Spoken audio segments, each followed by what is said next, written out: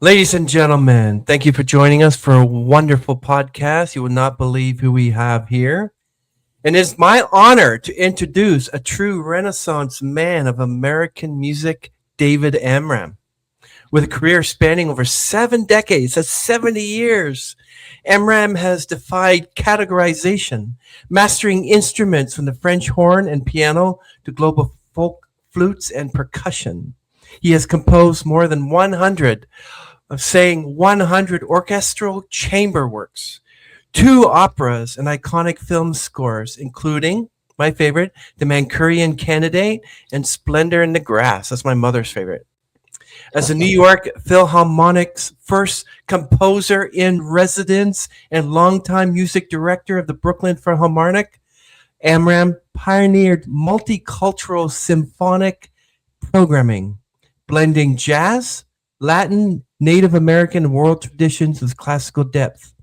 His collaborations are a cultural atlas of the 20th century, from jazz poetry sessions with Jack Kerouac to performances with Dizzy Gillespie, Leonard Bernstein, and Willie Nelson. Wow, that's awesome, man. Amram's musical journey has taken him to over 25 countries, absorbing and sharing musical dialects that enrich his compositions, like Symphonic Variations on a song by Woody Guthrie and Giants of the Night, written for James Galway. His work reflects the belief that tradition is a living and cross-cultural conversation. Beyond composing and performing, David Amram is a passionate educator and author, advocating for music as a force for unity and accessibility. Even in his 90s, he's 95. And the big 95 bell strikes.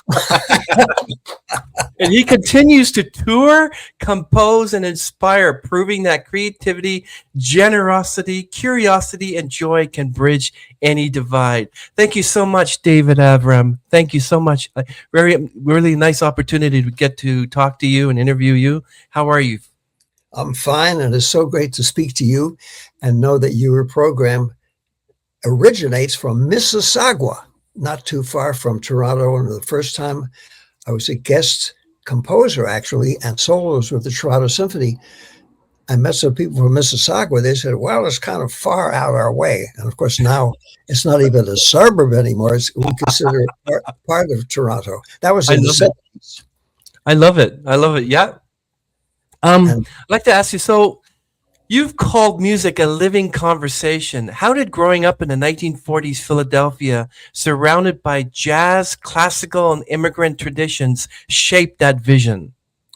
Well, actually, until the 1940s, I lived on a farm in Feasterville, Pennsylvania, and I was given 7 acres to till and take care of myself. And I came up on my little tractor, and my father said, what do you want to do when you grow up? Assuming that I would. And I said, well, I'd like to be like you, Daddy, and be a farmer. He said, I can only do it part-time. We can't make a living with a 160-acre farm anymore, the way things are going. What else? So I said, well, I'd like to be a classical composer, a jazz musician, and tour around the world, learning different languages and other musics of all different people. And he paused and said, that's worse. Oh, so really? In a certain sense, I had no place to go but up. And I got an enormous amount of encouragement because he loved music as a fan. And my mother was a big Al Jolson fan when she was a young lady. And they liked everything from Brahms string quartets and chamber music of Haydn and Bach and Mozart and the modern Russian composers to jazz and all kinds of folk music. They appreciated anything, not only in music, but in life that had some beauty, some form, some, I guess you might say, some aesthetic. And of course, as an 11-year-old, I didn't even know those words much or what they meant. But I could feel, like any child can feel, something really beautiful coming from the heart. You could see it, you could feel it, and it touched you. So when we moved into Washington, D.C. in the 40s, which you mentioned, that's when I moved from a 160-acre farm to a tiny house where we lived in what they called a checkerboard neighborhood, which is where Hmm. people of color and white folks all lived. Even though Washington, D.C. was segregated officially, we all hung out together. And I was surrounded by this wonderful music all the time. And because the people working in embassies got to hear different kinds of music at parties we would have later on when I moved into my own place. And people would come who worked in the Greek and Turkish and Armenian embassies or European embassies, wherever it was, and bring their instrument along and sort of have a jam session. So I was exposed to all of these different kinds of music.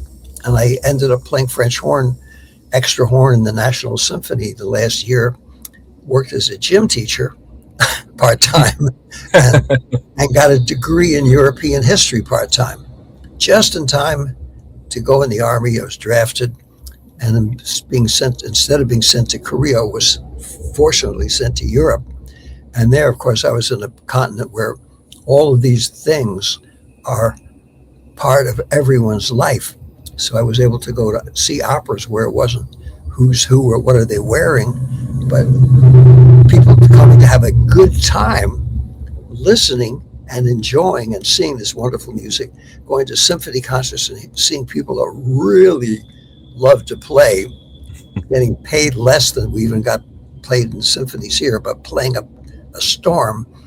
And also seeing people that read books, ate different kinds of food, and to whom, if you could say hello, thank you, and goodbye, you didn't need a can opener to establish a smile or a relationship.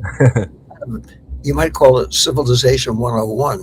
And I realized, well, even though we have such an extraordinary country in America where anybody can be everybody Hmm. every 5 minutes, still there was something of a tie to family, to history, to tradition, and basic good manners of at least being able to say thank you and hello and mean it in some way.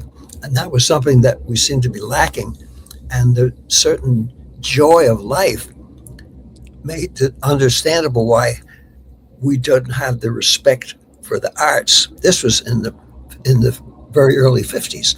And of course that changed considerably. At the moment it looks like we're going back to the uh, days of yore, but I don't think that's going to happen because the fanatics that love what they're doing or what they did are going to continue to do it because that's what we really want to do no matter what. And secondly, young people who are deprived of some of those cultural things will get it from us personally, and we'll just keep hopping along. And when all this passes and they get a new generation of people that say, we want to change, there'll be something to change to. We won't just be a faded memory, at least we hope so. And more important, I think is the idea that we older folks who are lucky enough to get jobs so we don't have to have a day job have an obligation to pass on some of that beauty that the masters gave us long ago. And I could never figure out why all these people from Leonard Bernstein and Dizzy Gillespie on down were so nice to me. Then I realized when I got to know them better, they did the same thing themselves. They were kind of not lost souls, but trying to figure out how to do what they were doing when everybody told them that's impossible to be an artist. And they did it anyway. What encouraged them were older people seeing in them something of themselves, the wanting to do it and wanting to learn. And so now at this point, I'm still feel like I'm that kid on the tractor trying to do all these, fulfill all these dreams. But part of my gig is to see anybody and everybody and try to interest them in music or interest them in something and explain without having to give a big talk the beauty part of it. Mostly that comes just from being more or less happy at a time when you reach 95. You're just supposed to be a grouchy, old, angry, competitive, narcissistic, nasty, discouraged, cynical, person saying how rotten everything is, and it used to be the good old days. And I try to Yeah. explain, now, this moment are the good old days. Charlie Parker said, now's the time. And he was referring to the sanctity of the moment. And that's one thing that all kinds of music teaches you. And I think music is a gateway to a higher level of university of hangoutology, I call it, of which I'm a member. And in the University of Hangoutology, you need no tuition fees or any curriculum that you have to show to people to show how brilliant you were. You just have to show up and be interested. And if you know how to say please and thank you, it's amazing what you can learn. And everything I've learned from conducting and writing symphonies and playing chamber music and playing jazz and Latin music and all the different musics, I've learned from people who were better than me, that knew more. Mm-hmm. And then you got to say please and thank you and be an inveterate hangoutologist, and then learns a lot of stuff from other people who don't even play any music, but who are interested in life. That's certainly true. How's that for a short, business-like answer? Loved it, David. Loved it. Not an answer to your question. Take us inside to that first jazz poetry reading with Kerouac at the Brata Gallery in 1957. How did fusing spoken word and live jazz challenge artistic boundaries, and why does Pull My Daisy still resonate? Well, at the time that we were doing it, Jack was also a master hangoutologist with anybody and everybody.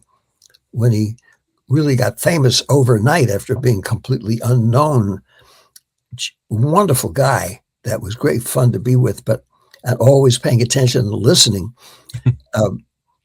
Someone came up to me at this party and said, boy, this guy, Jack Kerouac, you play with him, he's a friend of yours, right?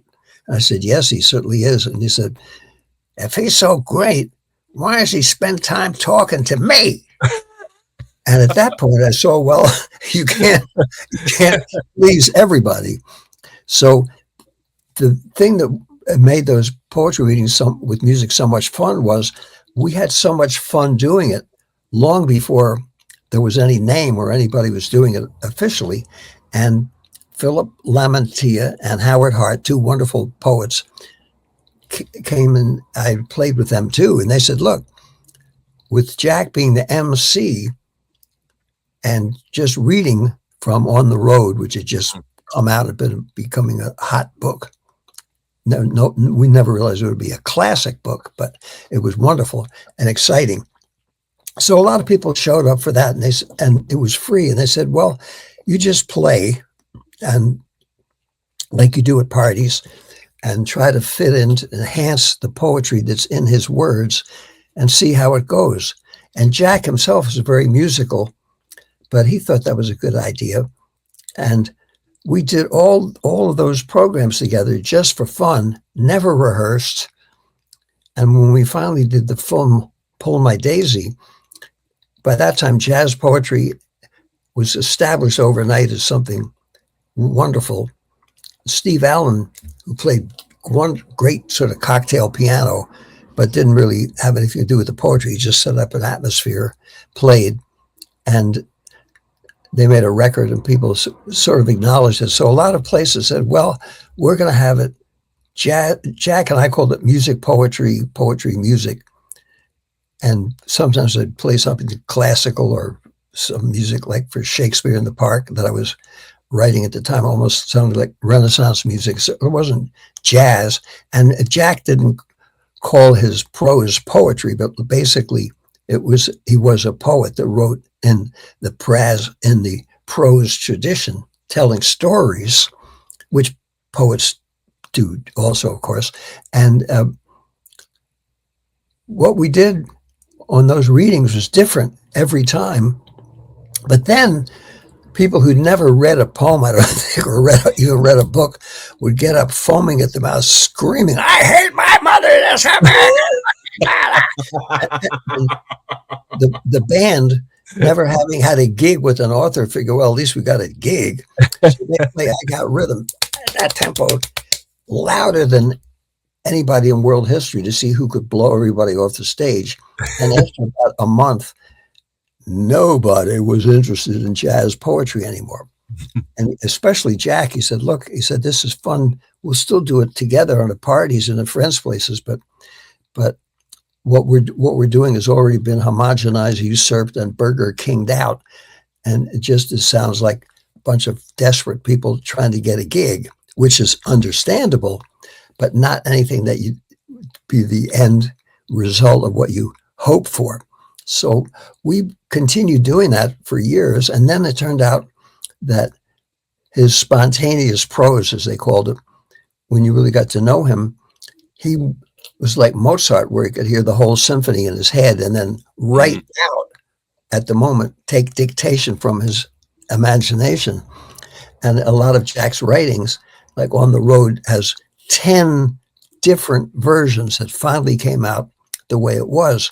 And when they had a big celebration at the New York Times of his book coming out, Joyce Johnson, who's a great writer herself, said, eventually you have to have an editor who can take away the book from the writer, or they continue changing it for the rest of their life. They never finish it because they see one little thing. And if you change something at the end, you got to change the part leading up to that to make the end straight. And then you have to decide, should that be more important at the beginning or the middle? So there's so many little corrections you can make editing yourself that you never really get it done. So Jack did a lot of work editing himself. And because he wrote so much, the New York, I guess it was one of the Time magazine said, a slob with a typewriter. And actually, he was a very fast typist, but he had thought so much about little things he was writing, and he always carried a little notepad with him and took little notes down. And now at the Berg collection, they have a fraction of his gigantic output of poetry, books, stories, writings, paintings, drawings. He was always doing something of that nature and always thinking and always being creative. And he opened up the door for a lot of people not to copy him, but to be themselves, to do what they tell you in jazz. Let's hear your story. Tell your story. Mm-hmm. And that's what we're supposed to do. I mean, we don't read Cervantes' Don Quixote because we feel akin with a washed up nobleman and his crazy buddy who chewed a clove of garlic a day, Sancho Panza. The stories are so great. The Iliad and the Odyssey over 2,000, 3,000 years ago is a buddy story, sort of or at least of a person traveling, looking for something and never finding it, but always looking.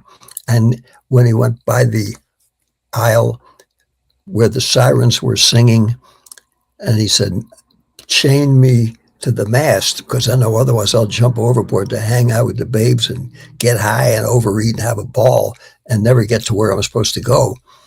And the stories that we know about starting with our family stories, if we're lucky enough to have them share their inspiration, and hear our grandparents, if they're still alive, those stories are the things that mean something to us. And in music, you're sometimes painting a picture or telling a story, and it has to be just that simple in terms of pure. I call it in composition, purity of intent and an exquisite choice of notes. So when I was there in Washington, in the midst of all that wonderful music making, I heard some jazz players who had that purity of intent, but instead of just playing what we already heard before, they were playing some amazing harmonies and implying harmonies with the ones who played a single instrument like the saxophone or trumpet, or when the bass would, instead of going goom goom goom goom goom goom goom goom, they would do that. And then when there was time for the solo, look out! You heard all that. You said, "Boy, how to do a bass could play like that?" And you hear the piano players and instruments that weren't even wind instruments, and people would say that they could make the piano talk. You could hear a story being told somehow.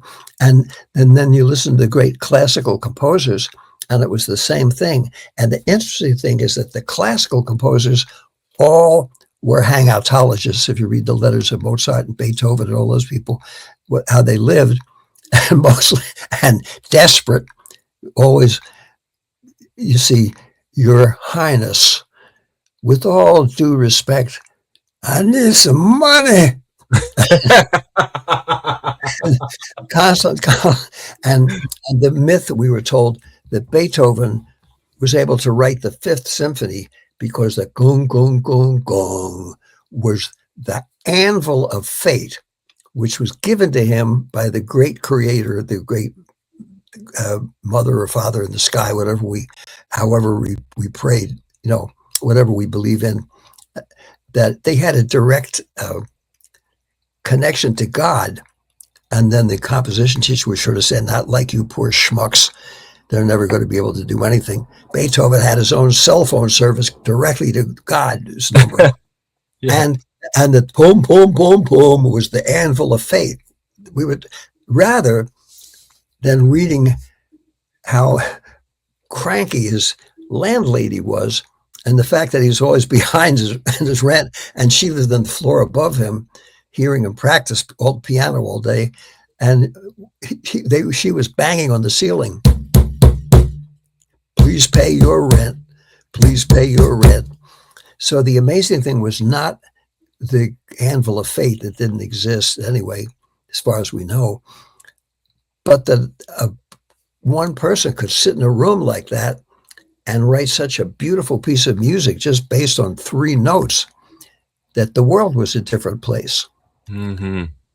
And then when he was an old man and couldn't see hardly at all, could not hear, supposedly, I think actually probably could hear, he just couldn't stand what was being said about it. So he just said, forget about it, I'm going to tune everybody out. That's my own theory. That's but true. Assuming that he was deaf, which is probably impaired hearing, he certainly wasn't in good health. The Ninth Symphony, celebrating the spirit of humankind and the glorious, incredible piece that he wrote. When you hear that being played or play in it, it's a life-changing experience.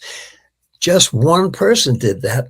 That doesn't mean you're supposed to make a plaster bust out of him or think that he had the anvil of fate given to him by God. Rather, there was just one guy doing it. And maybe we could do something too. Didn't have to be like Beethoven or be that good.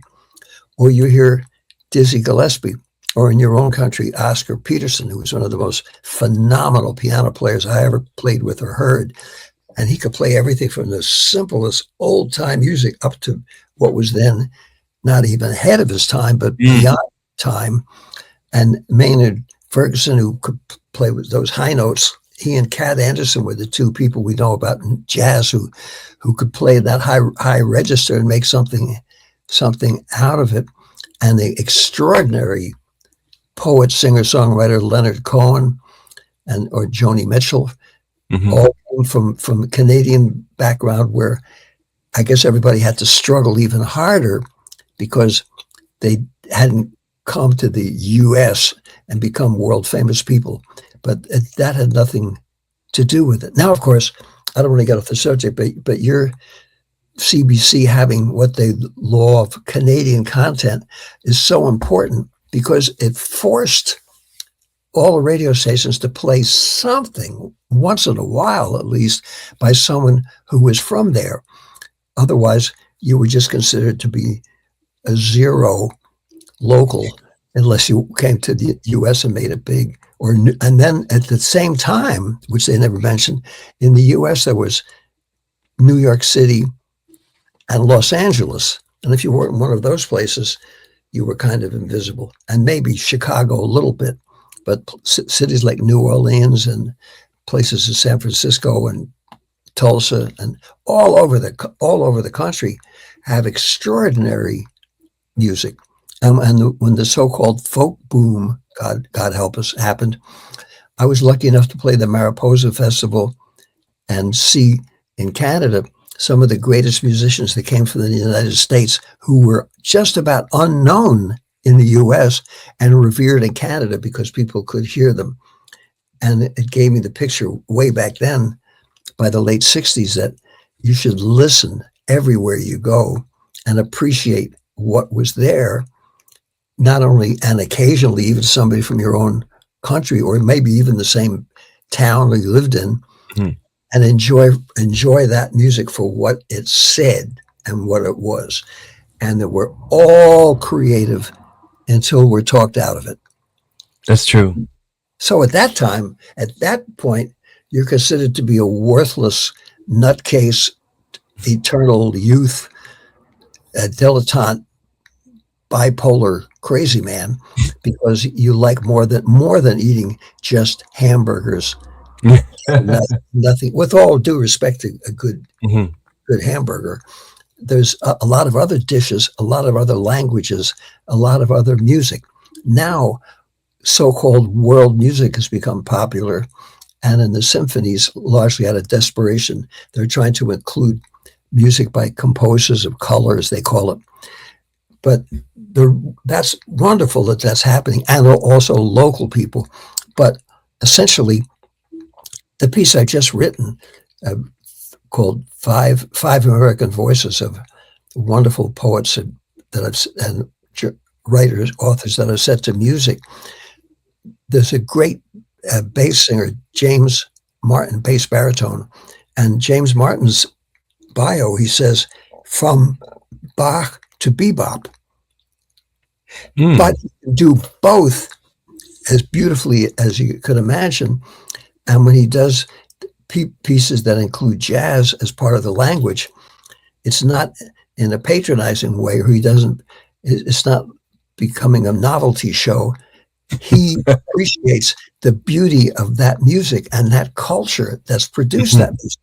So you hear works, and he made a wonderful CD that got a great write-up in the New York Times, which is why the Village Trip, as they call it, was selected. And they commissioned me to write a piece, and I had a chance to write this kind of piece, but I explained at the very end that I tried to use generic music that I felt close to, which is from Palestrina and pre-Bach composers right up to the greatest jazz and folkloric artists I know today. And I said, it's not a Wagnerian hog-calling contest or the latest tax write-off specialty where they take all the composer, play everything in one night and say, that's it for the year, but we did our duty to the underprivileged composers, and often played an evening of music sang for the underprivileged people. Rather, just something beautiful that tells a story. And he's someone that can do that. And I'm just very, very fortunate. And a lot of the other orchestral pieces, operas and symphonies that I've written and chamber music are now getting played all over the world. And when I wrote them at the time, I wasn't writing 12-tone music or aleatoric music where you just put down anything. It was more old-fashioned, you might say, melody, harmony, counterpoint, structure, telling a story, and hopefully something that would make the musicians feel something.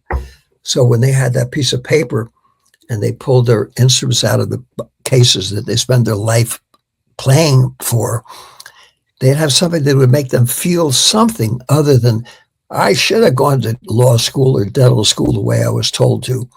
It actually makes them feel something, and what they feel, and then playing among themselves and feel as a group is overwhelming and beautiful and memorable. So I think that I try to encourage everybody who has an instrument in their hand to be a composer, and encourage every composer, even if you're playing the triangle, to play with other musicians and not be isolated into the field of being a composer where your job is to get to be the head of the music department so you can teach the next group of composers. One of them can also get a great gig, but to treat it more like an art form. Or if people want to do it for a hobby, that's great too.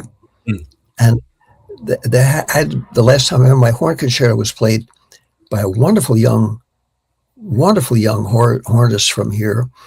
And the orchestra was more or less of a community orchestra, and it was thrilling because everybody there really was excited about playing music. That's the way professional musicians all are. But then after they get mistreated, disrespected, and overlooked, and often feel like they're a disposable toilet plunger, they Ooh. get they get discouraged because it's not run in the when I came originally with the Toronto Symphony. They had a wonderful, I'm embarrassed I forget his name. The manager of the orchestra was such a gentleman, and he was so nice to everybody that the person at the very back of the second violin section and visiting firemen like us all felt like we were Yasha Heifetz because we were all treated like artists rather than disposable Yeah. toilet plungers. And unfortunately, the universities and the schools, and even the high schools, it used to be a little less than that, kind of treat all people who are artists as a special group of unworthy, unhealthy morons. They can't tie their shoes unless they're guided by someone else. And essentially, if with this trashy community, you get one or two people who are popular. And it's different than having a gymnastics champion, which is a good thing. Except now a lot of people are saying, well, maybe we should have a little more consideration for those teenagers that are doing that so they don't end up getting arthritis in the 25 and have to, they feel their life is over. But to get people interested in being in sports and in being active and in doing something. And a lot of people in different fields are realizing that there's a higher purpose than making it and then rubbing it in everybody's face until the next person comes along and shoves you out of your position. And that there's no competition. There's room on the beach for everyone to get some sunshine. And there's never too many sunsets and never enough beauty. And when you see that, you can enjoy what you're doing a lot more, not be hard on other people, not hate yourself. Just figure you're going to try and do a good job. That's what I learned being brought up on a farm. To do a good job was the most important thing. Great wisdom from a wonderful 95-year-old, which is beautiful because I can take that as well when I'm 95 and remember this. I guess I could say too, since Chris has gone out of the room for a moment, just for my friends in Canada, when I was in Montreal, I guess just a few months ago, on a fait la musique folklorique et jazz en même temps, et ils sont les musiciens fantastiques qui a joué là-bas. I had a really good time, and some musicians came from all other parts of the country, and I know that was for the Folk Alliance International. And I know that there is so much good music being done in Canada now, and always has been. So I can only say, Viva la Canadien! As the New York Philharmonic's first composer in residence around 1966, you conducted and wrote for them. How did leading orchestras transform your approach to scores like the Manchurian Candidate? Well, actually, I wrote the Manchurian Candidate in 1962, which was 4 years before I was chosen by the New York Philharmonic. But basically, knowing Leonard Bernstein was just a fantastic experience, because during a time when you were supposed to set the piano on fire and then shove it out the window and have it crash on the street, hopefully hitting somebody in the head, then you could get a bigger write-up in the New York Times that used to cover those special concerts for modern composers, which was not somebody who dared to write a piece, but people, a special field. And of course, it isn't a special field. Modern music is simply music that's done at that time. Mm-hmm. And it has nothing to do with fashion or anything else. And in fact, true fashion has nothing to do with the fashion industry either. I've learned that when we did a program about Thelonious Monk, and I was chosen because I'd been at his house so many times, and he encouraged me so much when I was, before he really got on the cover of Time magazine and became a superstar himself. He was always a superstar among musicians. And someone said, I said, well, I feel kind of awkward avoiding being fashionable in my music and in my life or among anything. So I don't make and have more of a janitorial style of dress. And they said, no. They said, this woman who'd been a fashion editor at the New York Times and Ebony magazine, very elegant. She said, you have wonderful fashion style yourself. I said, boy, tell that to my children. They just think I'm a slob. And they said, no. He said, Thelonious Monk's fashion was the fact of what he was as a person. And he expressed himself the way he wrote music, the way he played the piano, the way he talked, the way he acted, and the way he dressed. He chose those things because it made him feel good and that was him. And fashion comes from within. Mm-hmm. And I said, wow, I never thought of that. And I understand if you design a dress that you have to sell for $1,100, you're not going to be thrilled that someone that you know goes to a thrift store and gets it for $30. But the idea is that you can't really define or limit beauty, fashion, art, or anything in life in terms of what it's supposed to be about and what it is. And so when I was with the Philharmonic, I heard all kinds of different music, and Leonard Bernstein was able to find the beauty part in whatever piece he conducted and accentuate that and kind of change the orchestra's feelings to the way the music was played. And at the same time, even though he was really a genius at everything and a wonderful composer himself and a phenomenal pianist, he didn't ever limit the audience to any particular approach during the concert, that he thought this was a great piece and this wasn't a great piece or something. And he certainly knew more than any of us about what the piece was like. And still, even at the rehearsals, all that crazy, supposedly crazy stuff that he did at concerts was to make the musicians excited and feel something about within the music. He was always there for the music. I think that was the greatest thing about him. He loved the musicians who loved him. And I remember in his green room, rather than having, as if you were going to go see someone on death row before they stepped in the electric chair, you were nice and you were given the opportunity to say, sorry, old timer, but I think your time is up, or whatever you would say to someone in that situation. You know, he would say, come on in. And anybody and everybody felt welcome. One evening, I'll never forget, someone came up, said, Mr. Bernstein, I'm from Brooklyn, New York. My uncle played the trombone.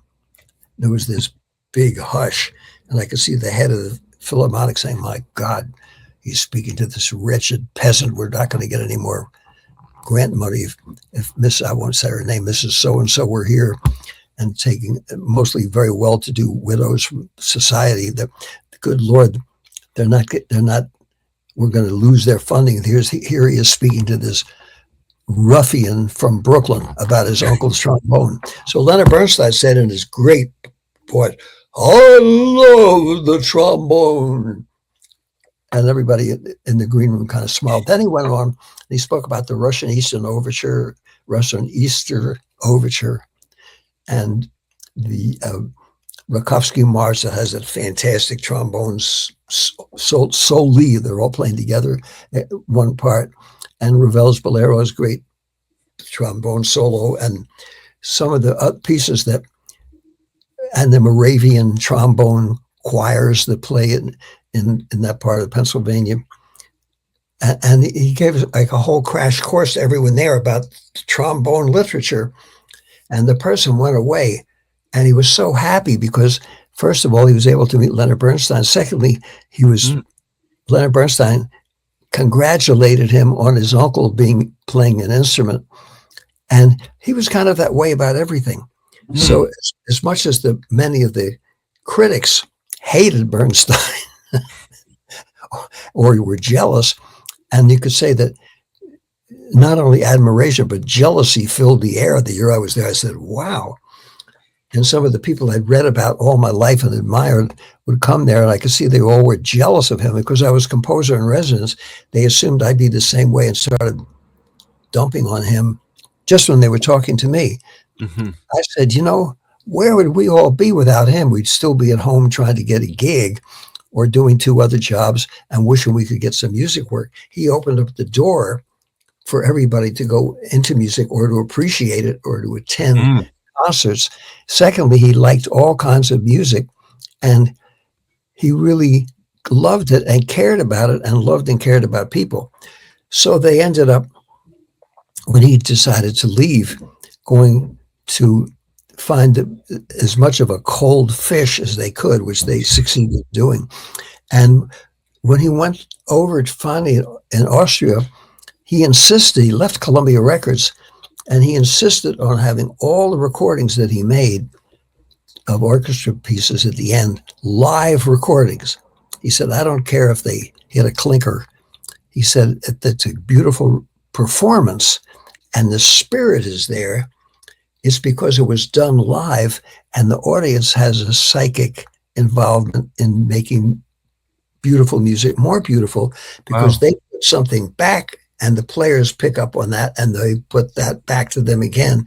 And it becomes an experience that involves everybody, including the listening power of the audience. Well, that went over in the New York establishment like a cold fish that had been rotting in the cold and was really something you wouldn't even feed to your dog or cat, especially. Rather than that, people assumed that he must be nuts or that he was justifying a way of doing so that wasn't as good as the modern thing where you can edit every second measure and get it perfect. But he knew that doing that, you lose that feeling, and the musicians don't have that feeling that they do when they're all playing.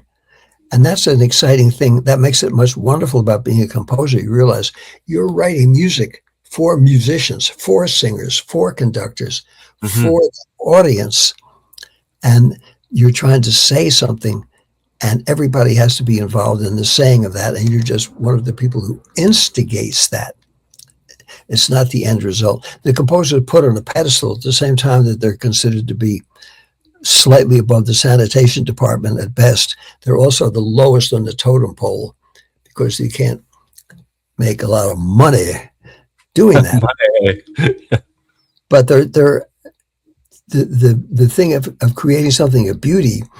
I think every time you write a good piece, it's a thank you to all the people who've given you the chance to do it and whom you've learned from.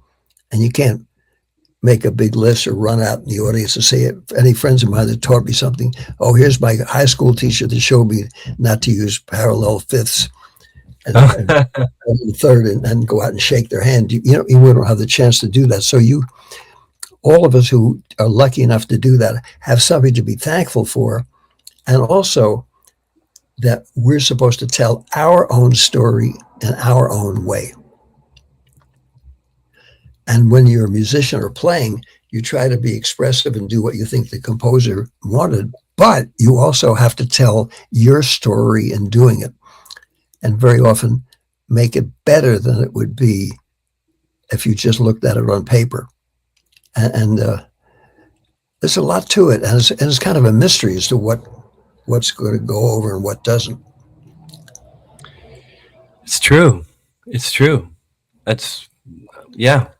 You're full. The Manchurian Candidate that you mentioned at the beginning, John Frankenheimer, who's the director, and I was sitting at the Montecito Hotel, 1962, figuring, man, what do I do now?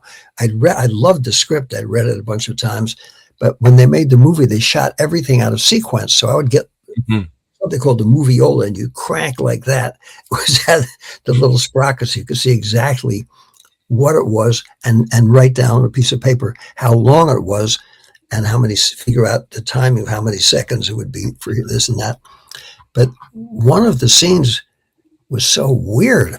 It was a famous pan shot of all the people, soldiers changing character, where suddenly there'd be women at a wonderful Savannah tea party, and then they'd be all soldiers in northern Manchuria, and we're the northernmost part of China, really, and in Manchuria. And I said, boy, I guess they must have given me I couldn't figure out what it was.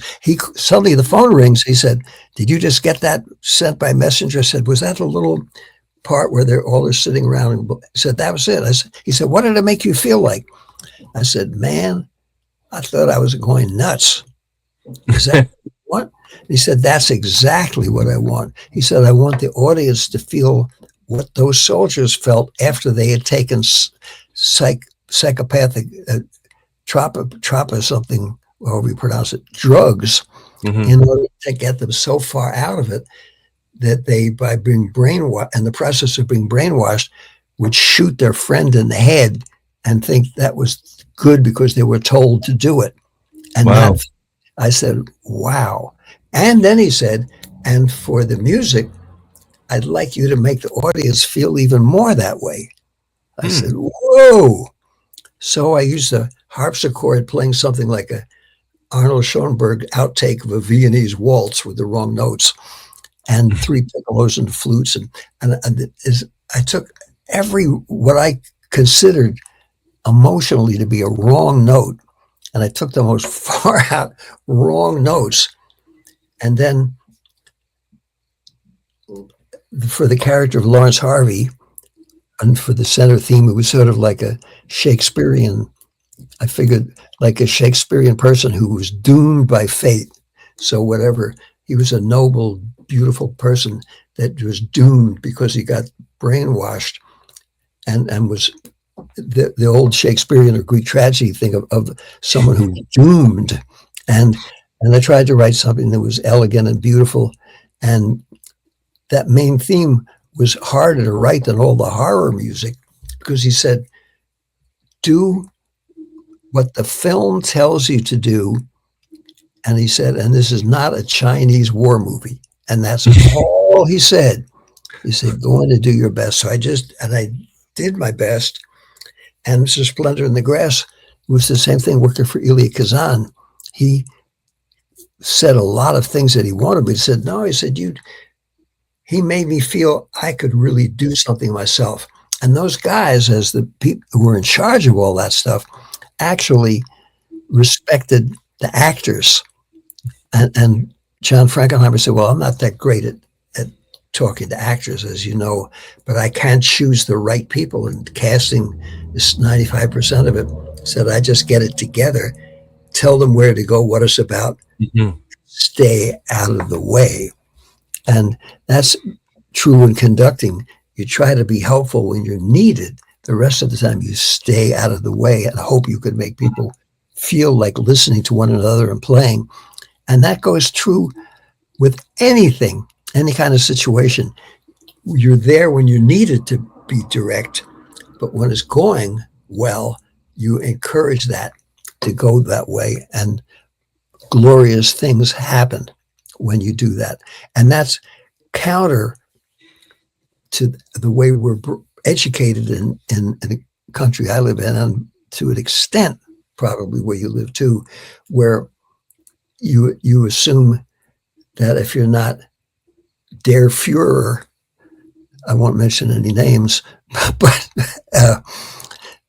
that the people who are working with you or for you are going to slack off and not do anything, because you kill the desire of creativity or a good job or being part of something beautiful, and just make it into a horror.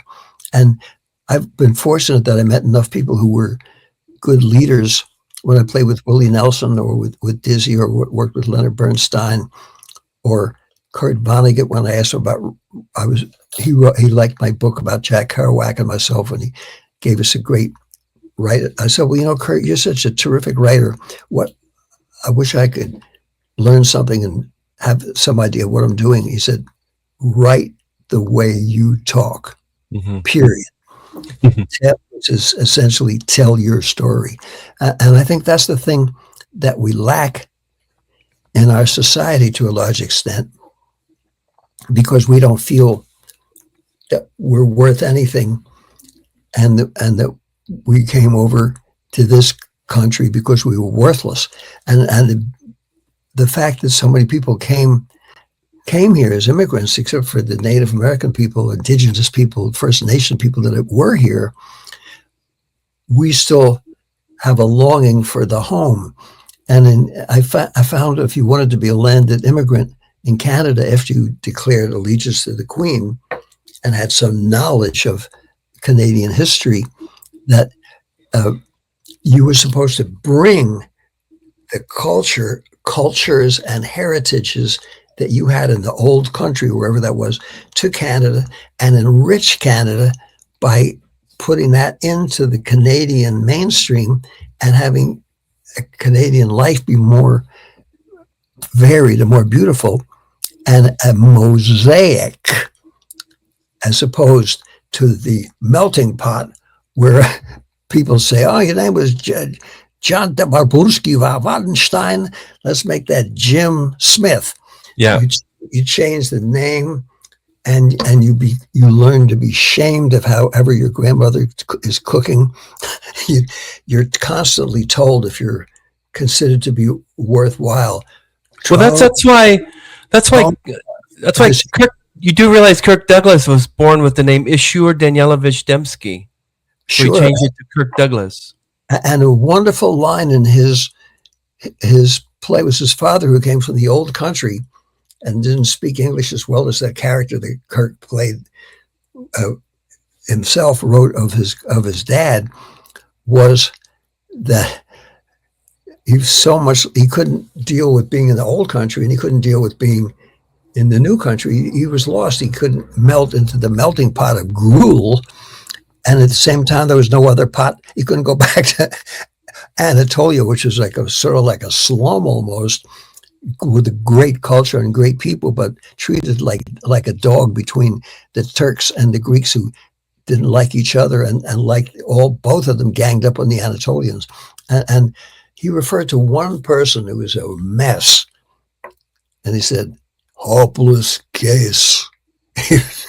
So sometimes there's certain people that are more or less like a hopeless case. But the thing that we're learning in America now is not that you can cherish your heritage, you can cherish your mother and father and their parents and whoever, all the struggles they had in getting over here, but also to take the values that they had and incorporate them as part of being a good human being, and forget about the melting pot. And then Dizzy Gillespie finally nailed it down for me when we were on the way to Cuba, not as American trust fund communists for the weekend, but just as fairly successful capitalists. We weren't really capitalists or communists. We were just musicians going down to play 90 miles to another place with the government that we didn't respect too much, but that we didn't respect our own leadership to a large extent either. But we knew in music we would just be together doing something beautiful, and to see the cross-pollination of Afro-Cuban music and jazz, and seeing how they were cousins and how much they could enrich your life by knowing more about it. Anyway, when we went there, I said, Dave, he said, just remember, he said, remember the philosophy of the gumbo. I said, what's that? He said, that's just what we ate for supper tonight. He said, all the most precious ingredients are put into that great big New Orleans pot of gumbo. And then the most precious ingredients that we put in, and everybody's put in, when we partake of that pot of gumbo, then we become nutriized. There is such a verb in the past tense. Nutrified, excuse me. We become nutrified by the flavor, the taste, and the power and the beauty of that particular pot of gumbo, because that's everybody's put their best into it. And Yeah. then he said something that said, if you stay there long enough, man, you're going to become New Orleanized.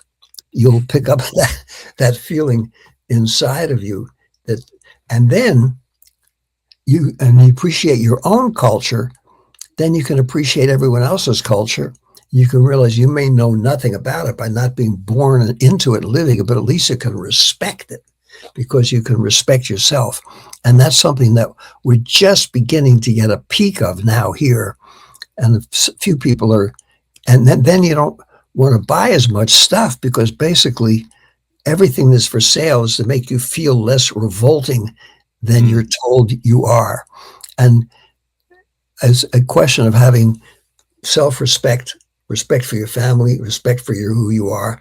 And then if you still don't dig it, you can get better. You can improve yourself. That's the hardest thing of all. When we're lucky enough to travel and you go to some country, boy, people are living pretty funky lifestyle according to what we have here in the continent of the Americas. But they have something with their family and just saying hello without needing a can opener to address another person and smile. All of those simple things that are sort of lacking. We can see sometimes in these other countries that they don't have that.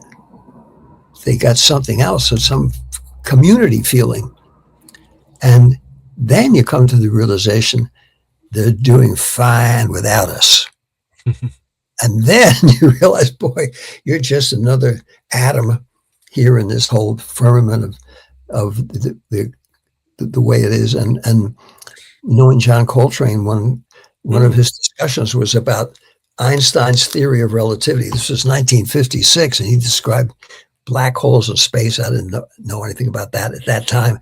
All kinds of things that we're reading now about the way the Egyptians could build those pyramids so that the shadow would be cast at a certain time each year in a certain place that was important. A lot of stuff that we don't have a handle on is so deep. And John Coltrane was into that. This was way back in 1956. And then he was able to use that Slaminsky series of different approaches towards harmony and incorporate that in his playing. I mean, something that a lot of us are just catching up on today. And you see it in music, which is often very ahead of what's happening, generally speaking. And Yeah. a lot of people can play and do that, and at the same time also get back to the roots, and they can listen to old second lines of New Orleans played and say, well, wait a minute, you don't care about the person's embouchure, or are they playing exactly? It's the feeling and the spirit is what makes that music and what makes jazz so beautiful. And you can hear a Turkish band and imagine what it was like for Mozart and Beethoven when they wrote little Rondo alla Turca to be able to, I love that one. send their love to those Turkish bands that they heard, not because they were running out of ideas, but because they wanted to put something of themselves and their experience for other people to hear in with that glorious music that they wrote. And the novelists that we read about from the 19th, 18th century that we still read, write about stuff that stays beautiful. And when I worked music for Shakespeare in the Park for 12 years, I said, wow, whatever play he was writing, it was always about people and our beauties and our foibles, and never got too far from that. And I think the same thing is true in music, kind of music I enjoy. And the industrial part is you have to be like someone else was who sold a lot of records 2 weeks ago. And if you aren't, too bad. And if you are, you could sneak along till the fashions change, and then you got to do something else. And the real thing is to learn to be yourself and to respect others and hear them being themselves. And I think that's the thing that you reach at the very end. That's what's really important. And to love what it is that you loved when you first started doing it. Yeah. I just saw Shakespeare in the Park, High Park, just yesterday. Romeo and Juliet this year. It's beautiful. I love Shakespeare. You were mentioning earlier about Dizzy Gillespie, and I know that when you were playing penny whistle with him, in Havana. Sounds mystical, but how did global travels from Cuba to Kenya rewire your understanding of American music? Well, you could see so many things that were in what they call American or North America, it's actually North or Middle American music, Canada and Alaska, which is a U.S. state. That'd be about as far north as you can go, and so, but it's the continent of the Americas, and the part that I come from in the middle continent, the United States, which is called America, but there's only 1/3 of it, is so many kinds of music, most of which we don't realize came from other places and was incorporated into American music. And then when you go down to Cuba, they have some of their music that we don't have much of the music that the Pilgrims brought with them. They weren't encouraged in England to go out and do a lot of jam sessions. They have a lot of jamming type, crazy, wonderful music in the northern part of England, which you never believed was English music until you went there. And then when you hear the rock players, you know that those guys came from something. But a lot of that, and Irish, Scotch music is like fantastic, but that's so much a part of our Southern music.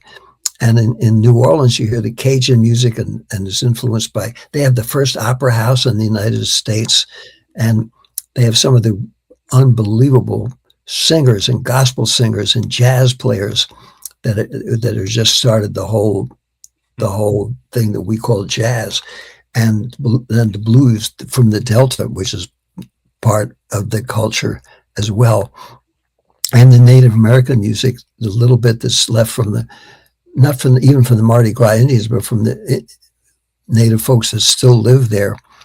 And you go to any of the big cities and you hear all kinds of music, and that kind of sneaks in to a lot of the music we do. And then when you hear music from Cuba, music from Puerto Rico, and La República Dominica, and is played in America, then you go to those countries and you hear the way the music is played there, and you say, whoa, man, it's different. Then you start to learn that, and you go and sit in with some people from a different part of Cuba or a different part of Puerto Rico, and it's different.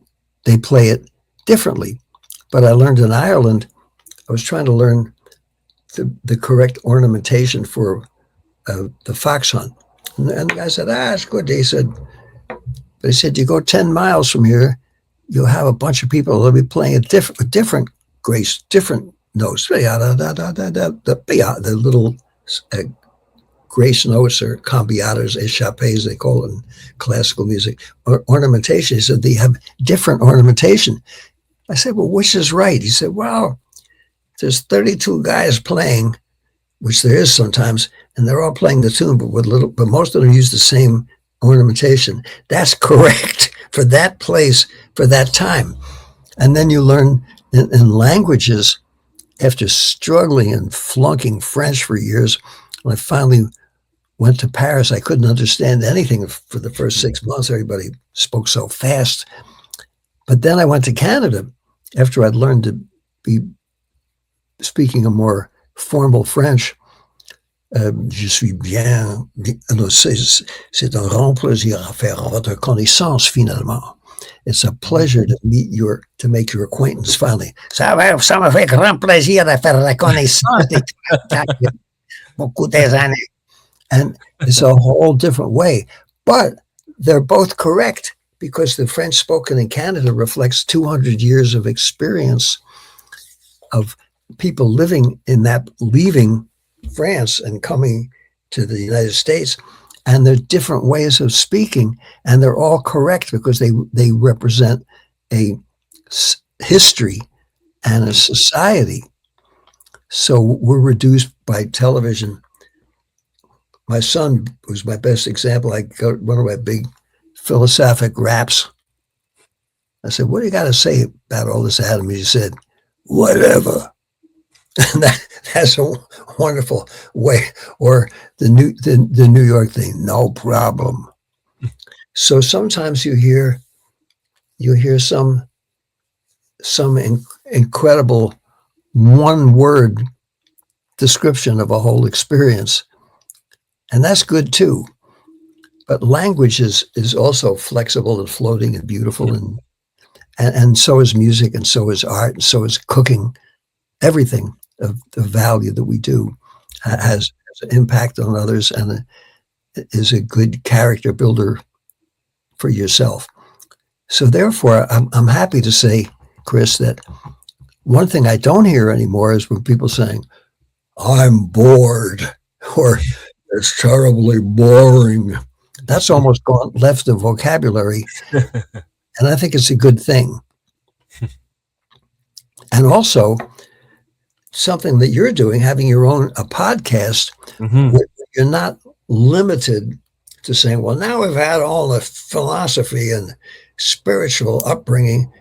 Let's get down to business. How are we going to sell this deodorant in 45 seconds to make people feel that they're not going to smell up a whole room by their presence?" And I'm not against, obviously not against capitalism, or I'd live in a cave or be a homeless person. I have to survive too, and I hope my children and friends will. But there are limits, I think, to how much human beings can stand being brainwashed and abused into always living beyond their means and buying junk trash that they don't need. And this is true, I think, in every profession. And you can't blame doctors after they take the Hippocratic oath, or the not the hypocrite's oath, but the Hippocratic oath. Because musicians are supposed to be, Odette always said, music is healing. And it's supposed to be, but once you get away from that way of thinking and just say, it's a business to rip people off, they won't know that if it's not something that you feel is good, they'll never know the difference. That's part of our culture. P.T. Barnum saying there's a sucker born every minute. Yeah. Or they'll never know the difference, or it doesn't matter.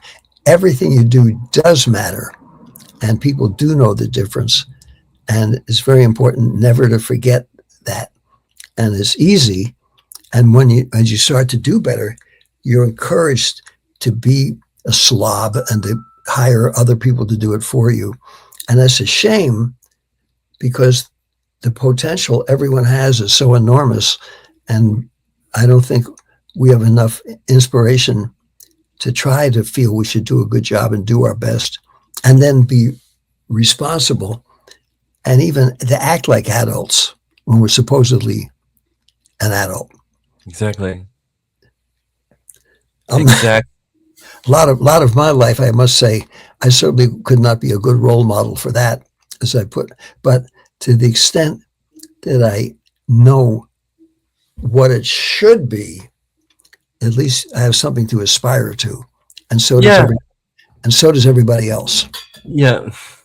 I know you mentioned Leonard Bernstein. My mother loved Leonard Bernstein. I love Andre Rieu because not only is he a violinist, but he also is conductor as well, much as you are. Who is that? Who is that? Andre Rieu. Yeah, he's good, but he plays the violin as well. So you like Leonard Bernstein and also Willie Nelson. So what did Farm Aid teach you about music's power beyond the concert hall? Well, the wonderful thing about that was that, for one thing, they were showing that the family farmers have their children eat the vegetables, drink the milk, eat the meat from those animals or crops or cattle that they own. They're a family, basically. Essential. It's a family business, but a family business with a sense of responsibility. And also they have, although they wouldn't brag about it, a certain ethic in terms, you don't see in most of the family farms piles of wrecked cars and wrecked, ruined equipment, and people throwing milk away or making garbage heaps. They're very, very conscious of having their place beautiful and natural. When you go see the Amish farms in northern Pennsylvania, they grow they grow the corn crops within about 2 feet of their house, even if they have a 200, 300 acres, because they don't want to waste any of the land. And it's pretty amazing, you know. And that's a wonderful thing about going to Canada. I worked on that film Nous sommes jeunes, We Are Young, for the expo in Montreal back in the 60s. And they took the train ride, that famous train ride, all the way from one from I guess from Montreal around there, all the way across the country through the Rockies, and ended up going to Trail and Yellowknife, and then circling around the whole country, and seeing how some of those fantastic farms in the prairie land, so called. I mean, it's just thrilling. One of my biggest joys, I was a guest conductor with the Indianapolis Symphony. So after 3 years, they said, "Well, Mr. Amram, you had a day off. Could we show you some of the sites?" I said, "Well, I've been to the art museum. It was just fabulous. And I heard the opera, and I went to jazz club. It was terrific." I said, "I'd like to see some farms." I almost fell out of their seats. Said, "What?" I said, "No, I was brought up on a farm." I said, "To me, that's the most beautiful thing." And I said, "I went to some person's place, and in the backyard, I saw someone had about a quarter of an acre of some really good-looking sweet corn growing up there." I said, "Boy, they must have come from a farm themselves." So I went down from there to the beautiful part where they have probably the best conservatory in the country, and taking the back road. And it was so much fun just to see those beautiful farms and beautiful fields. And I always enjoy going on the road, and when it's daylight, especially, not in an airplane, but if I'm driving or being driven, and seeing how beautiful the country is here. And upstate New York, right at the Canadian border, is gorgeous. And Canada is so beautiful too. Well, I think people in your country know about that, because still there's not that colossal population that we have. But there's still a lot of places like that in the U.S. that are just unspoiled and very beautiful. And the farms that are there, and in Farm Aid, I've had the chance to make, over periods from 1986, for the first one I played, till now, of meeting some of the family farmers that come there every year. They just remind me how blessed I was to have been brought up in formative years with farmers. And during the Depression, they were having a hard time, but they always would help out one another. And if got sick or something burnt down or whatever happened, they didn't have to organize any group to help them. Everybody would come over and help each other out. It was pretty, or help each other with if equipment failed, or if a cow got sick and they didn't know what to do. Whatever it was, there would be suddenly perhaps people working like mad, but they still would always have the time for that. And then when they all got together, they enjoyed music too. Yeah. No, you have a motto, "No More Walls," speaks to life of breaking boundaries, musical, cultural, and generational. In today's polarized world, David, how can music serve as a bridge for empathy and understanding across communities? Well, I think people getting together and playing.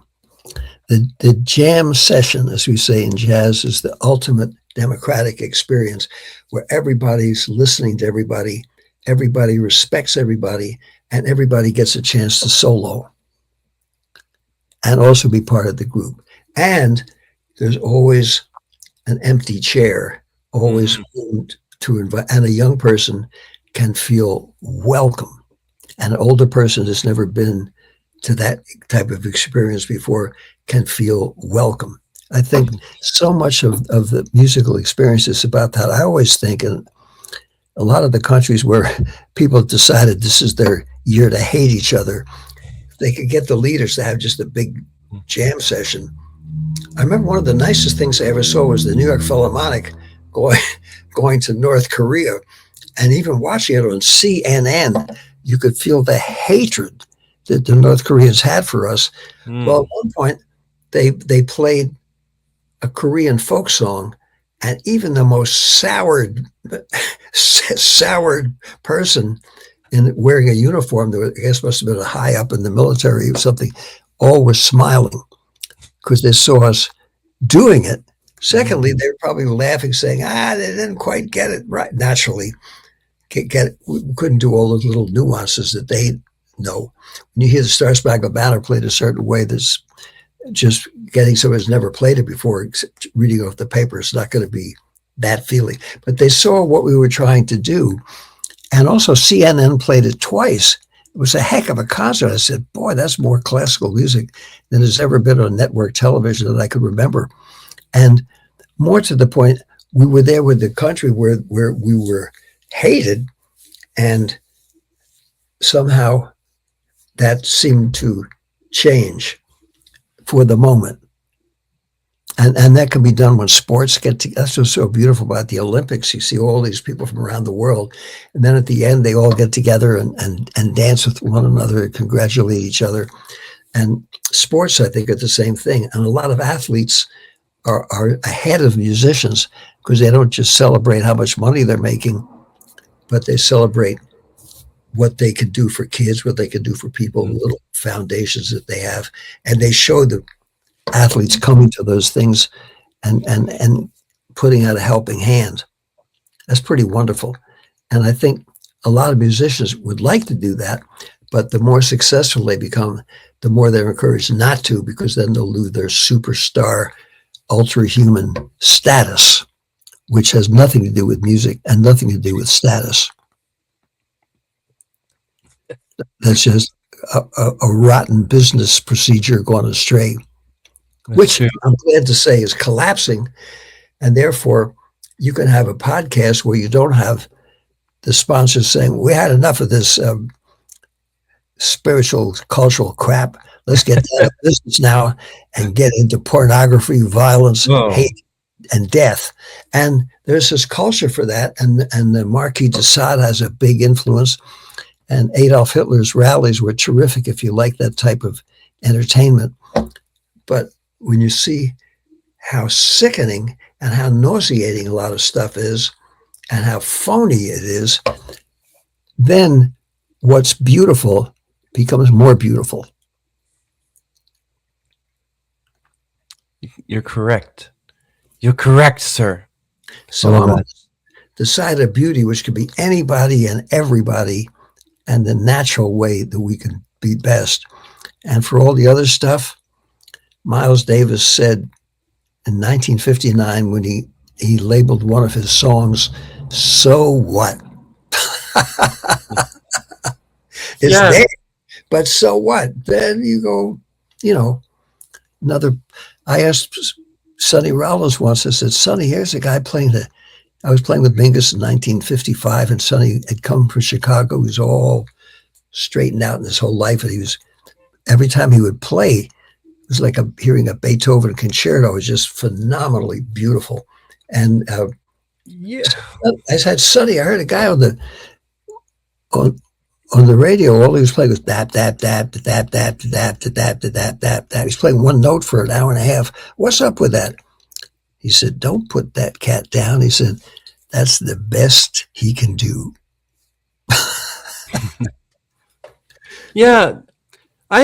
Talking about Miles Davis and others, like in sessions with Mingus or symphonies, how did you arrange space between musicians to spark spontaneity? Like, give us a tactile memory, like the borscht and mayonnaise omelet for Charlie Parker, for instance. I missed the last part. Pardon me. Charlie Parker. The borscht and mayonnaise omelet for Charlie Parker. Oh, Oh, well, that's when Charlie Parker came. He was playing at the Howard Theater, and I went backstage. I had what they called canoe shoes. Those were the ones with zippers in them, and I was teaching part time. And so I was a part time college student. I was also, doing everything. I guess you'd say part time. And I lived in a basement apartment where everybody would come and hang out. And he said, "Hey, I heard you have some great jam sessions down there. Let's go there and have some fun." So we drove down, and we went into our place, and he looked in the room. There was all these people that thought I was nuts, crazy.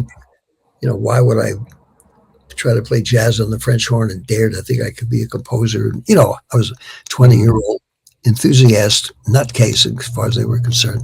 And people that thought I wasn't too hip. Unfortunately, I wasn't and never have been. They considered me to be beyond a square, just a nutcase. Mm-hmm. And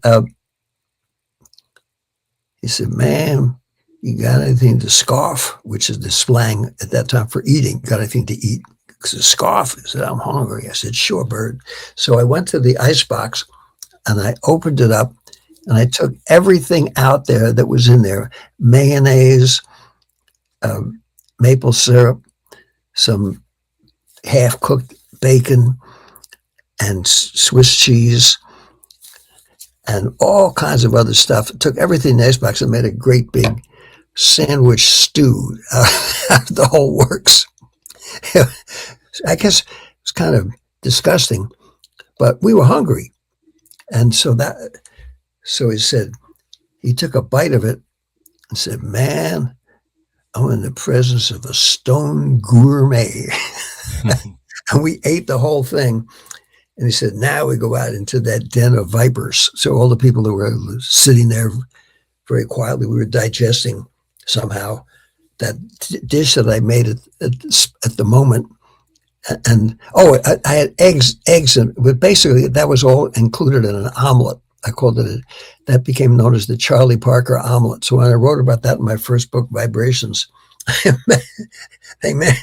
so many people liked it that I had to make a special thing on my website at one time about my Charlie Parker omelet. Then I had to get out the book to remember the ingredients. What I did essentially was what you do all the time in life and improvising, which is life's major skill, to figure a beautiful, nourishing way to get out of, to fulfill a need without hurting anybody else, in other words, rather than say, "Okay, I'm going to go rob a restaurant or go in the neighbor's garbage can," I'm just going to take whatever's there and make something good out of it. So I remember he stayed there till about 4 a.m. And then I drove him back and he said, "I'm still hungry, man. Let's eat again." So we ate about 4 hot dogs apiece from a hot dog stand that was open and drank some orange soda just to top off the evening. But I think he enjoyed anything and everybody. And also, I imagine he appreciated the spirit of the way it was done. And if I had more experience in cooking, I'd have never read the Escoffier cookbook at that time. So just throwing everything together that was there and cooking it up tasted pretty good. The only problem I had was when I got married, my ex-wife's family had a wonderful, excellent gourmet Italian restaurant, and she and her father and grandmother and grandfather all were stupendously good cooks. And my kids were lucky to have had good home cooking. So when we went out to the beach and I made one of my little meals. I said, "Daddy, why don't make one of those crazy recipes?" I made it. And he said, "Well, you're very talented, but we can't eat this." So I figured, well, gee, I made all that food, so I give some to my dog. And the dog wouldn't eat it. At that time, I realized I better learn some recipes. So now my daughter, who helped me to get on the figures out the computer how to get online with you, who's a fantastic cook, told me that among other things, she gets recipes and learns how to do it, and is creative, but it's scientific. And then I said, well, God, that's like writing music or making a painting or doing anything. You have to take what you know, what you care for, and then do something and try to have some kind of a structure. And then you can do it a little differently and put your own personality into it. And it's something I'm just learning now. So I'm finally trying to get some recipes together and actually scientifically learn how to make something correctly. Yeah, I make my mother's lasagna, my mother's chili, and I've already given the the secret recipe to a couple of people, and she told me that she literally made the lasagna just the other day. I'm like, you made it, really? Wow. So I'm like, wow, that's great. Um, David, so you directed youth programs at the Brooklyn Philharmonic. Why is creating through love, not merchandising, your North Star for music education? No, can you explain? I'm sorry. Can you say that again? Because I got to think. Okay, I'll say the question again. Oh no, it was a good question, but I want to try to. I haven't exactly answered any in a terse, brilliant manner Yeah, yet. I said that. So creating through love, not merchandising, your North Star for musical education. Yeah. Oh well, when I Why? was just Why is it? Yeah. oh well, when I was with kids, I didn't go in trashing the music industry. Might be good psychologically for people, but it certainly is a turnoff for anyone that isn't already a musician who's been had troubles, because people who work in drugstores and people who work in gas stations and people who run businesses have troubles too. So they don't really want to hear your distastes or problems, but or setbacks. But basically, what I tried to do was not to do kiddies music or to dumb things down, but to do the very best music that I could and have the people in the orchestra somehow be featured. So I would mention the the Woodwind family, and I play a little ethnic flute, some flute from a different part of the world. Then the flute player would get up and play something. Then I would say, when they put a reed in that, when you played it, it become like a saxophone or a clarinet and play something, have the clarinet player play something. Then with the bassoon, explain that was sort of the grandfather of all in the Wind family, and then have the wonderful solo from the beginning of the Rites of Spring or Peter and the Wolf. And then we would play a piece that featured the woodwinds with the orchestra playing maybe a movement or something, where you could hear all of those instruments shining, and the kids would have heard the person playing already, and they'd look over and they see a human being playing that instrument. Then I have the brass family, and I play the Sri Lankan temple horn and say, here's the trumpet of 2,000 years ago, and play that thing, and then say, then they became more modern, and they have the modern day trumpet. And the trumpet player would get up and play some fantastic thing. And then I mentioned the French horn is actually 32 feet long, but it's rolled up and used to be hunting horn, and then have the horn player play something, right? And the trombone say the same thing, but trombone. And then I play a piece that featured the brass instruments as part of the composers. And again, they look around and see those people sitting there and recognize that they were what they were playing. Mm-hmm. And then I go through the strings and play some bouzouki or something, showing. There's one on the David Letterman show. I did it 40 years ago. That's now been reissued. And now more people are watching it probably than ever did when it was on the air 40 years ago. Wow. And the nice thing is, someone called up and said, "Boy, you're doing the same thing 40 years later. I said, well, then I guess I must mean it. So I would show all this. And then the percussion, I show, you know, do some kind of tap dancing or shuffling around, and then play little things and show. Then I have the timpani playing, and the different drums and the gongs, and then we would play something at the very end. And then I would very often end up with a Kenyan chant that they could all sing. I said, now we're going to have something you don't get very much in schools, a sing along in Swahili. And they said, what? And I said, Kwaheri. And I teach them Kwaheri, Kwaheri. Waheli, Waheli. And then Mpenzi kwa sasa. Tuto wananetenya, tukijaliwa. And they go, Kwaheri, Kwaheri, Mpenzi kwa sasa, Kwaheri, Kwaheri, Mpenzi kwa sasa. Tuto wananetenya, tukijaliwa, tuto wananetenya. Here we go now. Kwaheri again, Kwaheri again. Tuta na na da na. And the Kwaheri, as well, now you've got half the song learned. Then I go over the other syllables, say what they were and what they meant. And they would end up singing, a whole concert hall, singing and clapping along. And they go home feeling happy. So it wasn't like putting everybody in a torture chamber, and it wasn't dumbing down some of the great classical instruments. It was just making it fun for them to see who is who, where is where, what is what.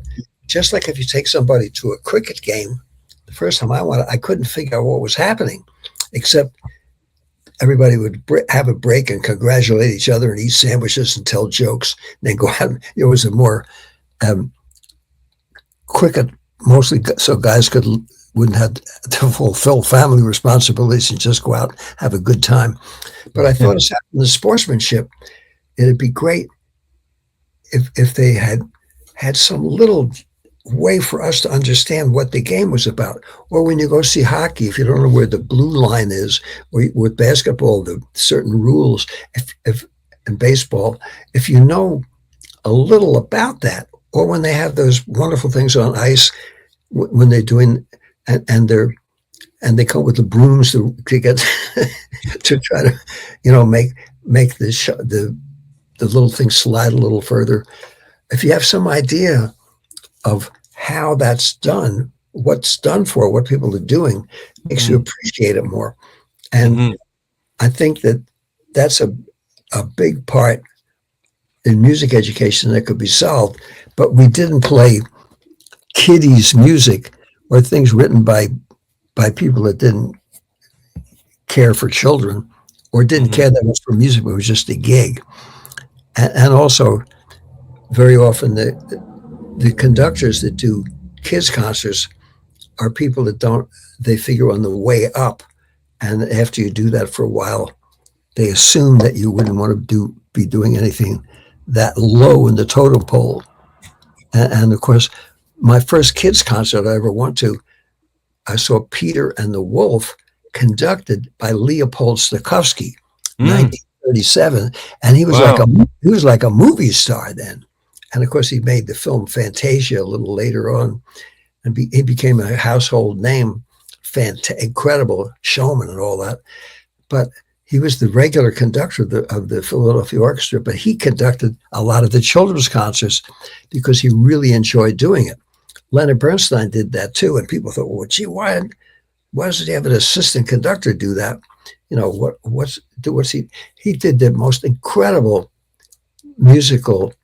wonderful musical experiences. And one of the things I'm doing next month for this trip, after they play my piece at 21st, the world premiere, or 19th, the 2 nights later, I'm with Janice Ian Nice. And something that she wrote. There are a bunch of other people too, and she asked me to do the music for her, and she's acting in it. She's not singing. And I wrote trying to get Janice Ian on the podcast, and she totally rejected me. It's like, what?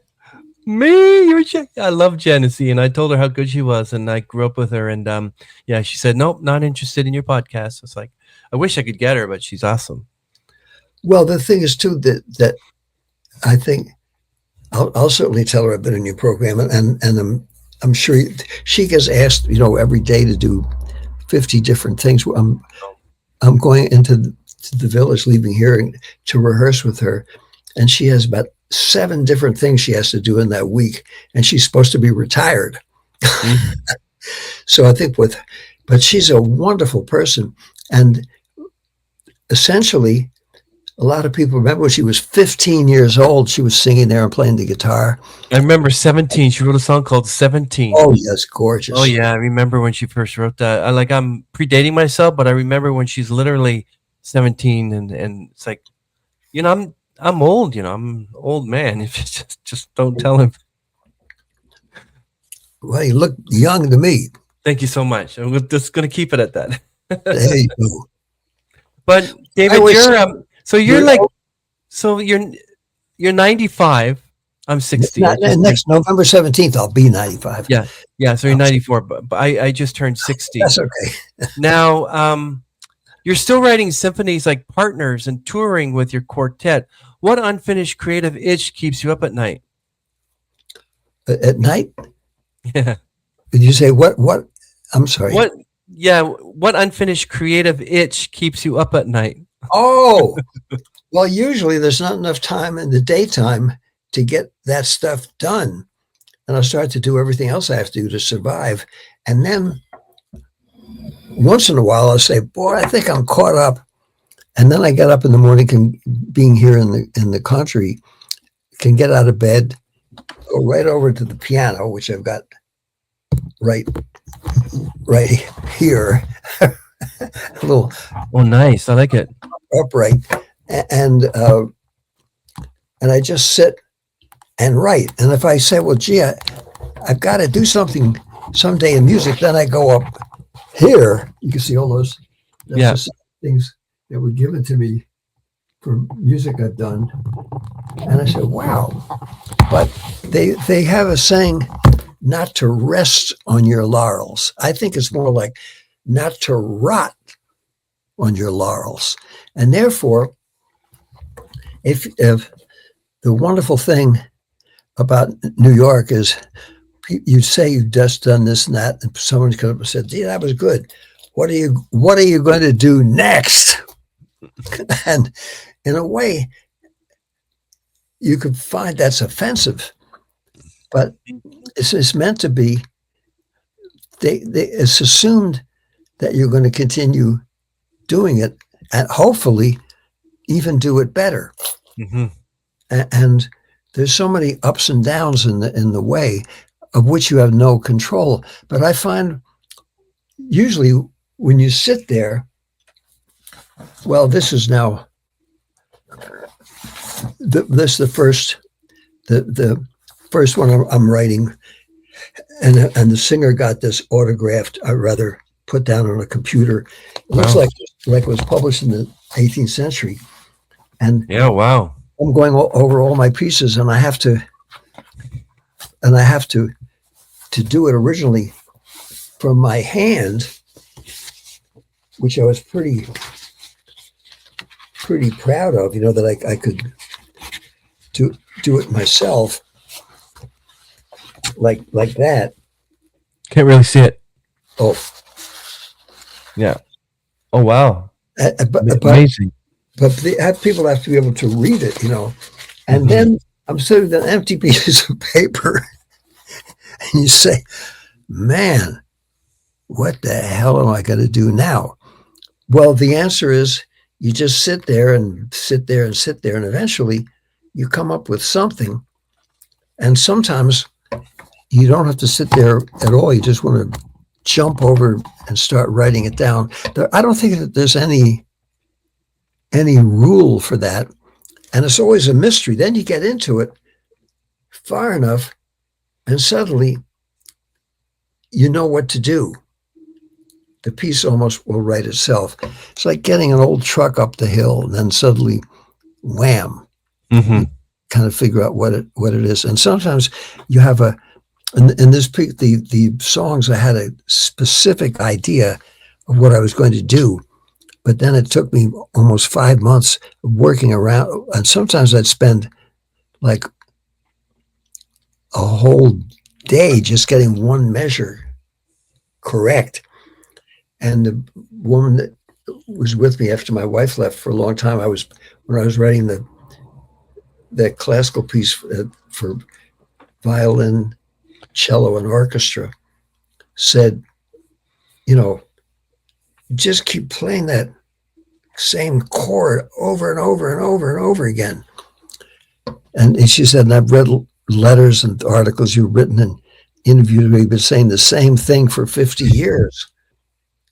I said, well, I guess I must mean it. So I used to feel bad, but I figured, well, I had to do that to make sure it was right. Then I read a book where Stravinsky says sometimes he would take a certain harmony and play it over and over again, 13 different ways of doing it to get the right one. So it's kind of the old saying, someone has to mind the store. So I think as a composer, you have to be the one to decide what it should be, and what is, and you have to accept the responsibility for what it becomes.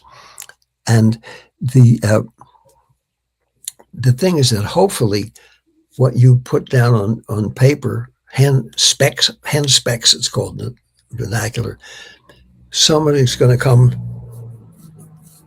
take their instrument out of the case that they've been playing for 30 years and look at that, and then they play it. Then they'll play it with other people. They'll hear it, and it'll make them feel like something that they want to say. Maybe to take them to a place they've never been. And that little expression that they have, and then with others, they feel, they can feel something, and they play it, and they make the people who were there feel something. And then you flash to what it would be like if you were a sculptor and you were making a beautiful vase, as they say in Europe, or a beautiful person, and take something like Rodin's The Thinker, the famous one of the person, I can't do, let me see. Well, it's better, he's thinking, and you see this, and you can go behind it and see the thinker from a rear view, a side view, no matter how you look, it's just beautiful. But what we don't see is if they're using a hammer, all the stuff they have to cut off and shave off and change and push, all of that is on the floor and gets thrown away, I guess, or if it's after it's done, and if it's cast, then perhaps it's used. But the original model, you don't see the stuff that outtakes, the parts that are just you don't use. So you come up hopefully with something that stands on its own, that's a good piece, a good work, making sense musically.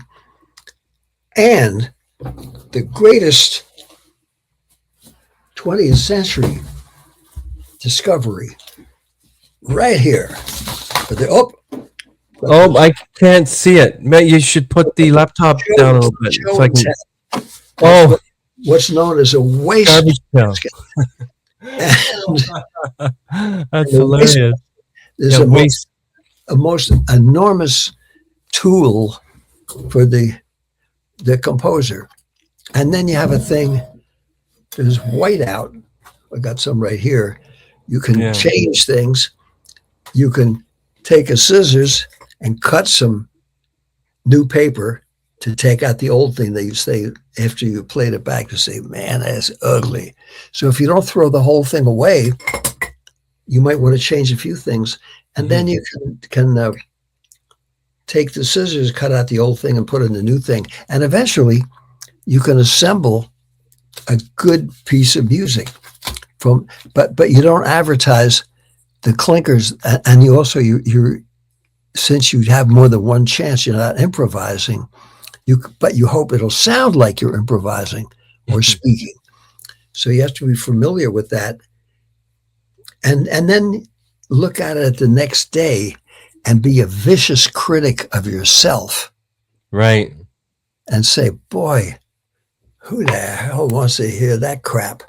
Well, At that point, you have the constitutional right to take it and put it in the great invention known as the wastebasket. No one ever told me that at school, but when I mention it to people, they all agree that's the key. And so and at the very end, if the piece is okay, people play it back, and you can say, "Man, that's nice." You can actually feel it, and you don't think about all the torture you went through trying to get it to be correct, to feel effortless. Yeah. Well, I got one great encore, as they say in conductors and symphonies. Encore. So, if you could engrave one lesson on every young artist's heart, from that farm in upstate New York to Cairo, what would it be? I would say, first of all, to be dedicated and not forget why you wanted to dare to do what you're doing. Secondly, when you're told there's no room for theater, painting, poetry, drama, dance, improvised or formal music anymore, it's drying up. It's 3% of the market, and there's no more market anymore. That people have a constitutional right to tell you that sage advice, but hang out with somebody else. And to try to find one person, just one person, who is interested in what you're trying to do. Charles Mingus told me the very first night I played with him, he said, all you got to do is just play for that one person. He said, we'll come in here, piano's out of tune. The owner's is in the gangster world, but he's not hip enough to be a successful gangster. So they have him managing a jazz club, which is the lowest thing you do before you go out and rob people's pocketbooks. But he said, that's okay. He said, we're here to create. And he said, make this into a temple of the arts. And so if you find one person that's listening, play all night just for them. And he said, even if you have one person that wants to listen to your symphonies and classical music, and I'm sure you don't have one person yet, I don't either, but I want to, I'm trying to do the same thing. He said, do it for that one person. That's all you ever need is one person. Anything else is a blessing. So if the band outnumbers the audience, you're a big hit. And the other thing is to try to be yourself and tell your story the way you feel it, and get over the idea of no one wants to hear my stuff. Just try to have it your own story. Then if you feel it's not really that significant, write your next piece and try to do better. And be a vicious critic of yourself without letting anybody know about it, but see how you can improve. And also, if you're for composers, to play an instrument or sing or do something, even if you're not that good at it, just to play something, because then you're you're also in the music world, and that you're being played by musicians and singers and conductors who have an understanding of what that music is and have experienced some of the greatest music we know of. So therefore, they have standards. They can and will play anything, but they deserve to have something that will inspire them. And to try to make friends with the musicians that you're with, and never treat them as interpretive artists, but as fellow creative artists. Yes. Perfect. If you can do all that, Blessings to you. And let Chris or me know where your piece is being played. I hope I can hear it. Yes, so we can come and watch you. Wow. Well, thank you so much. I really appreciate this. And it's only been 2 hours with great David Amram. I Right. like that. And thanks to your daughter for setting you up and helping you out. And look what we got. Thank Beautiful. you. It's a pleasure. And I just wish there were more programs like yours. And I think there will be, because a lot of people have iPhones and a lot of people have cameras. And a lot of people know a whole lot of other people that have something interesting to share that would never get to do it except at a neighborhood bar or a deli or a living room.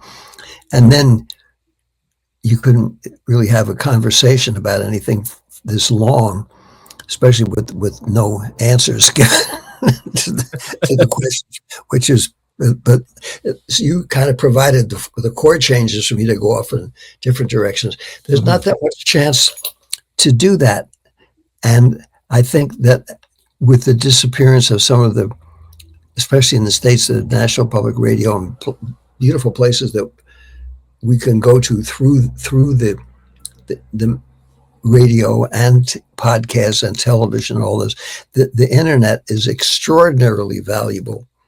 And for people who complain about the internet and say there's too much junk on the internet, how about before there was the internet? No one can say there wasn't enough junk dumped like a avalanche of swill upon everybody. So having something where you have the freedom of expression is very precious and very important. And those of us who care about that are going to continue, whether we're talking to somebody on a street corner or a lecture hall or whatever it is, to try to give the best information that we possibly can, or if we're performing the best music or the best dance or the best theater. And that's going to continue. And so even though it might be a hard time for the arts, it's always been a hard time for the arts. And the arts themselves and the artists and the people who love the arts are always going to be here because there's a human need for them. And I think what you're doing now is probably more important than ever. And Appreciate that. Sure, and when the things change totally and they have a new group of politicians and people doing stuff, then it will be easy again. So this Miles Davis said in the 1970s, when nobody hardly could make a jazz record, he said only the strong will survive in jazz. And in classical music, I heard so many. When I was at the Marlborough Festival back, I was the first composer in the residence they had there in 1960. And Rudolf Serkin said, you know, when I was a little boy in the old country, he said there wasn't much of an option for what I was doing, but I loved it so much. And my teacher took me under his wing and helped me out so I could finally, get to be with the wonderful chamber group that he started out with. And all of those people, many of whom we haven't heard anymore, all had a very, very difficult time. Glenn Gould, you wonderful pianist from Canada, good Lord, they thought he was crazy play, but now people flock to go to the record stores that are left and try to go through the rummage to see if they can find a Glenn Gould record because he played the Goldberg Variations on the piano, and you could hear all the voices. You could hear how Bach wrote the music. I don't know how in God's name he did it, but that's amazing. And there's people all over the world. I could have spent the amount of this time just with all the great musicians I met in Canada, and I only know some of them, and some of them I don't even know the names of. When I go to the Folk Alliance, they used to have a Canadian room, and they made me an honorary Canadian, which I have the flag up here somewhere in my collection of stuff. And it was so great to see all of these people from a place so beautiful just coming and enlightening everybody that they should go north of the border. It's pretty terrific. It wasn't saying, and the other countries are that way too. They weren't saying you got our country is great and we have a better politicians than you and you suck and you're too this and that. That wasn't the way it was. It was the music brought out the best in everybody, and I think that is going to be part of our destiny, and it'll just come out that things will be better. Other things will be bigger and will fall and crumble, but music and art and the good buildings and the good thoughts will remain built to last. Exactly, David. Thank you. Thank you so much for gracing our podcast. Appreciate the comments and a wonderful interview and get to know you a bit. And I'm just like so honored. Oh, the great David Amram. Oh, love it. And so we're going to end the stream. And everyone, thank you for joining us on the David Amram podcast. Everything will be linked down below, everything. And okay, thank you. I'm going to end the stream. Wait right there, David. Bye, Goodbye. everyone. In Mississauga, I love you all. That's funny.